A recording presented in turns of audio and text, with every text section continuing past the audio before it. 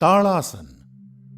ताड़ यानी ताड़ का पेड़। इस आसन को करते समय आपके शरीर की स्थिति ताड़ के पेड़ की तरह ऊंची और मजबूत हो जाती है। इस आसन को करने के लिए सबसे पहले अपने पैरों को परस्पर 2 इंच की दूरी पर रखकर सीधे खड़े हो जाएं। अब अपने हाथों को कंधों तक उठाएं। हथेलियों को सामने रखकर अपनी उंगलियों को आपस में पकड़ें और फिर धीरे से कलाइयों को बाहर की तरफ मोड़ें।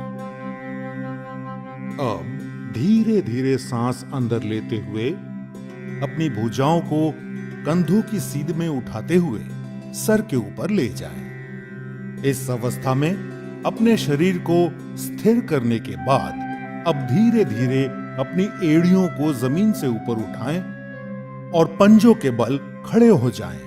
अब बिना अपना संतुलन खोए, बिना पैरों को हिलाए इस स्थिति में 10 से 15 सेकंड तक रहें। सामान्य रूप से सांस लें और छोड़ें। कुछ देर आराम से रहें। शुरुआत में संतुलन बनाना थोड़ा कठिन हो सकता है। इसके लिए आप अपने सामने एक बिंदु पर अपनी आंखें केंद्रित करें। इस आसन के नियमित अभ्यास से संतुलन बनाना सरल हो जाएगा।